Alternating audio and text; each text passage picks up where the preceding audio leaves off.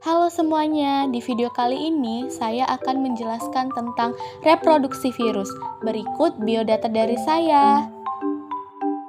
Apa itu reproduksi virus? Reproduksi virus adalah perkembangan virus dikenal dengan istilah replikasi atau perbanyakan diri. Perkembangan virus ini dibagi menjadi dua jenis. Yang pertama, daur litik dan yang kedua, daur lisogenik. Nah, daur litik ini adalah daur yang pada akhirnya menyebabkan sel inang mati atau hancur. Virus yang melakukan daur litik disebut dengan virus virulen. Daur litik ini terbagi menjadi 5 tahap. Yang pertama, tahap absorpsi. Tahap absorpsi adalah tahapan penempelan virus pada sel inang. Setelah virus menempel, virus akan melubangi dinding sel inang dengan enzim lisozim. Yang kedua, tahap penetrasi. Penetrasi adalah tahapan asam nukleat virus DNA atau RNA. Yang masuk dalam sel inang hanyalah asam nukleat saja, sedangkan kapsid dan yang lainnya akan diam di luar dan akan terlepas jika sudah tidak dibutuhkan. Yang ketiga, ada tahap sintesis atau eklipase. Sintesis atau eklipase adalah penghancuran DNA sel inang dan diambil alih oleh DNA atau RNA virus, membentuk berbagai komponen-komponen tubuh baru virus dengan memanfaatkan protein yang ada di sel inang. Yang keempat, tahap perakitan. Perakitan adalah tahapan pembuatan dan perbanyakan struktur tubuh virus. Perakitan tubuh virus yang masih terpisah-pisah menjadi berbentuk virus utuh. Kapsid utuh yang terbentuk juga dimasuki DNA atau RNA, sehingga terbentuklah virus-virus baru. Nah, yang terakhir ada tahap lisis atau penghancuran.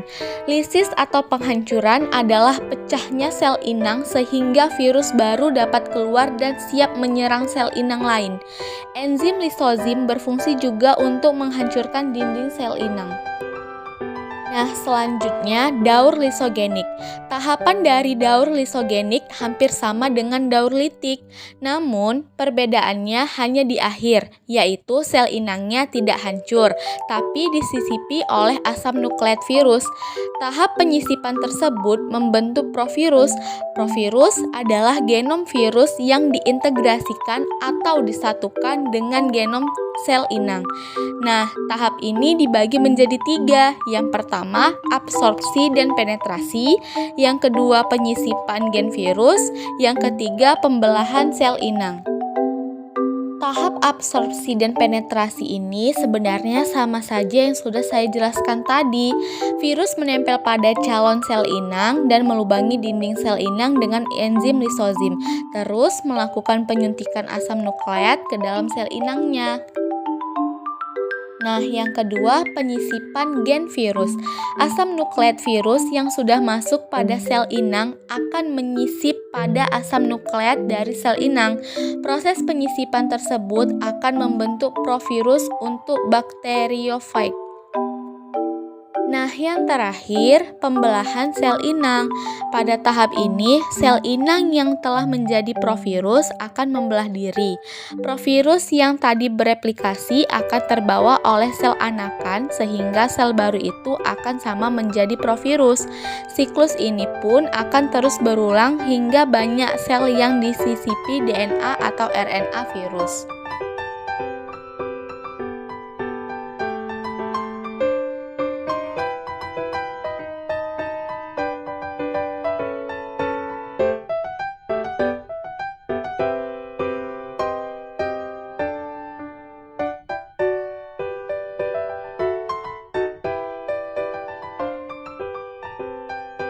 Cukup di sini materi yang saya bawakan. Semoga ilmunya bermanfaat. Terima kasih yang sudah menonton. Bye.